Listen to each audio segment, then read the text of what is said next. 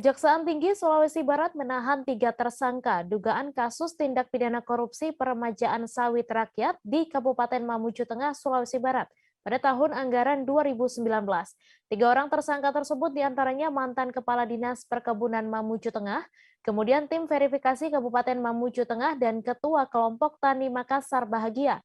Untuk info selengkapnya akan disampaikan rekan jurnalis Tribun Sulbar, Abdurrahman, yang kini sudah terhubung bersama kami. Halo Rahman.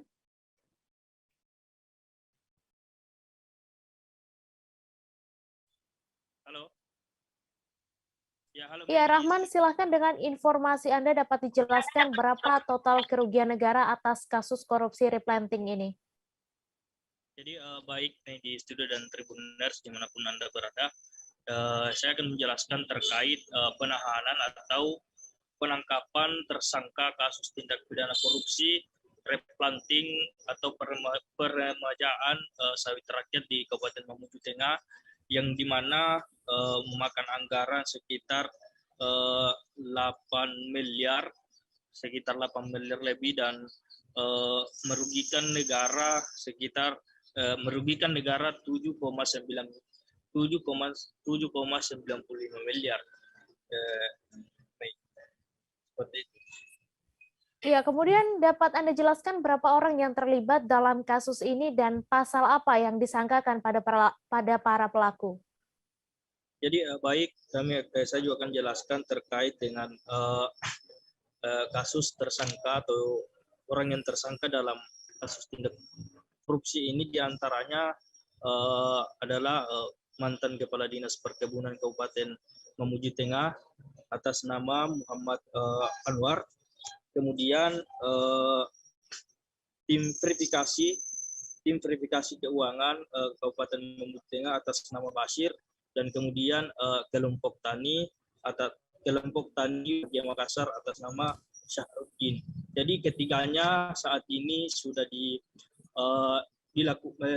dilakukan penahanan selama 20 hari di rutan kelas 2B Mamuju. Seperti itu, Mei.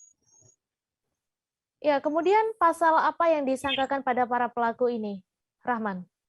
Ya, baik, untuk pasalnya sendiri, tersangka ini ditersangkakan dengan pasal 2 ayat 11 Undang-Undang Nomor 31 Tahun 1999, yang dimana tindak pidana contoh pada pasal 55 ayat 1 KUHP dengan ancaman maksimal 20 tahun penjara. Seperti itu.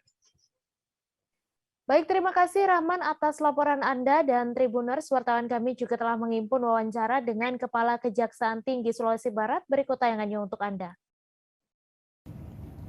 Kasus posisinya adalah bahwa dalam penyaluran dana peremajaan sawit rakyat Kabupaten Mateng tahun 2019 dilakukan dengan cara antara lain mengajukan data kelompok tani yang sebagian besar fiktif atau tidak benar atau tidak memenuhi syarat sebagai penerima dana PSR atau peremajaan sawit rakyat, dan lahan yang diajukan juga sebagian besar berada pada kawasan hutan. Jadi seluas 326 hektar itu yang tidak dalam kawasan hutan hanya 8 hektar. Yang diberikan bibit, namun bibit itu diserahkan kepada orang yang tidak berhak. Kemudian kegiatan tumbang siping juga hanya sebagian kecil saja, karena sebagian besar kan masuk pada kawasan hutan. Oke. Selanjutnya pada hari ini 3 tersangka, yaitu yang pertama inisialnya MA sebagai Kepala Dinas Perkebunan Mateng. Yang kedua inisial B sebagai tim verifikasi, dan ST sebagai Ketua Kelompok Tani Makassar bahagia. Adapun